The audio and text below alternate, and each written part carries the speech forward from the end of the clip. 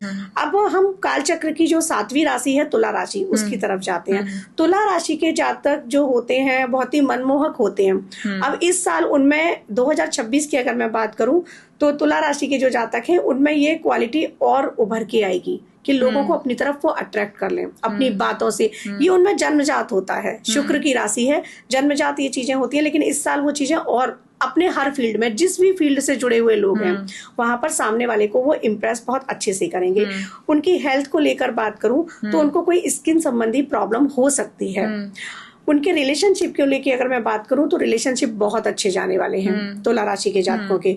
और रिलेशनशिप अच्छे तो जाएंगे ही। यहाँ पर ना जो कहते हैं ना कि सोलमेट, तो उनकी अगर शादी हो रही है, ये चीज और बताती हूँ तुला राशि के जातकों की, तो वो उनका सोलमेट ही होगा जिससे उसकी, हर इंसान सोलमेट हो ये जरूरी नहीं है, लेकिन वो उनका सोलमेट ही होगा। तुला राशि के जातकों की अगर 2026 में शादी होती है जिन लोगों की, उनके लिए बता रही हूँ, तो ये भी अपने आप में बहुत अच्छी चीज है। और यहाँ पे अगर तुला राशि के जातकों के विद्यार्थी वर्ग की बात करूं तो उनके लिए भी कोई भी कॉम्पिटिटिव एग्जाम की अगर वो तैयारी कर रहे हैं तो उसमें क्वालिफाइड हो जाएंगे। ओवरऑल उनके लिए अच्छा समय जाने वाला है। रेमेडीज के तौर पे कहूंगी कि आदिशक्ति पराशक्ति की आप आराधना करो, किसी भी स्वरूप में, जिस भी माँ के स्वरूप को आप मानते हैं, दुर्गा माँ को, अम्बा माँ को, माँ काली को, आप उनकी आराधना करो। और इवन मैं तो हर किसी के लिए कहूंगी माधुरी जी की 2026 इतना इजी नहीं जाने वाला है। और 2026 ही क्यों, 27, 28, 29 आगे और साल भी कितने इजी नहीं जाएंगे।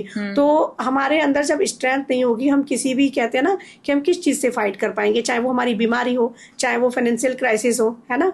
तो मेंटली और फिजिकली स्ट्रांग होना है ना, मेंटली और फिजिकल आपको स्ट्रांग होना पड़ेगा। और वो शक्ति कहाँ से आएगी, माता रानी से। तो आदि शक्ति की आप पूजा सभी लोग करें, कुछ भी कर सकते हैं, नाम जप कर सकते हैं, समय नहीं है तो आप जाते जाते कैब में, मेट्रो में कुछ आदि शक्ति का सुनते हुए चले जाओ, जो भी स्तोत्र आपको पसंद है। इन सब चीजों का भी बहुत प्रभाव पड़ता है क्योंकि सारा कुछ यहाँ से चल रहा है ना। वाइब्रेशन फ्रीक्वेंसी पर पूरा यूनिवर्स है, और जब आप अपनी वाइब्रेशन में माता की एनर्जी को कनेक्ट कर लेंगे तो आपकी फ्रीक्वेंसी, आपकी जो फ्रीक्वेंसी है, आपकी जो वाइब्रेशन है वो हाई वाइब्रेशन में जाएगी, लो वाइब्रेशन में नहीं। यानी कि सुबह सुबह घरों में जो भक्ति के गीत चला दी जाते हैं, इसका बहुत चलाती थी, बहुत प्रभाव पड़ता है, बिल्कुल प्रभाव पड़ता है। बहुत सी घरों का ऑरा बड़ा वीक होता है, या बहुत सी घरों में वास्तु दोष होते हैं, लोग कितने कितने पैसे खर्च करते हैं, वास्तु विजिट कराते हैं। आप सिर्फ गिनी चुनी 4-5 चीजें अपने घर में करो, घर का वास्तु ठीक हो जाता है। आप सुबह सुबह घर में स्वस्ति वाचन चलाओ, सुबह सुबह शंखनाद की ध्वनि है, ललिता सहस्त्र नाम है, विष्णु सहस्त्र नाम है, ये सारी ऐसी चीजें हैं, इनका घर में आप चलाओगे ना। ऋग्वेद से निकला हुआ है श्री सूक्तम, उसका आप डेली चलाओ, नहीं तो फ्राइडे के फ्राइडे आप उसको प्ले करो। तो क्या होता है, ये सारी चीजें घर का ऑरा क्लीन करती है, घर में पॉजिटिविटी आती है। घर में जैसे दीपक हमारे सनातन में जलाया जाता है ना, तो हम क्या करते हैं, अपने इष्ट देव के आगे एक दिया लगा दिया। आप कोशिश करो कि 5 दिए नियमित अपने घर में लगाओ।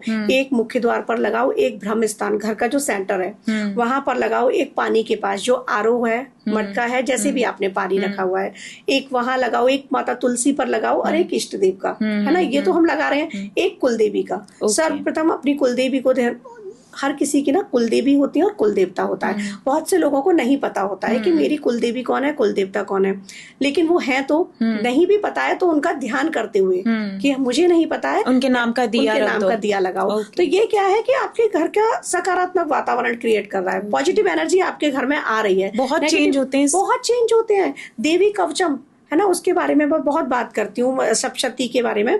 तो सप्तशती, दुर्गा सप्तशती से ही है देवी कवचम। देवी कवचम में जो माधुरी जी कवच है, ये हमारी पूरी बॉडी को प्रोटेक्ट कर रहा है। आपको लग रहा है ना कि कई बार होता है ऑफिस में हर जगह पॉलिटिक्स होती है, कहीं भी जाओ, बिजनेस कर रहे हो वहां भी सामने कंपटीटर है ना, देवी कवच का पाठ करो, ये आपको प्रोटेक्ट करता है। सामने वाला कितना भी शत्रु भाव से आपके लिए गलत भावना रख रहा है, वो आपका कभी कुछ नहीं बिगाड़ जाएगा।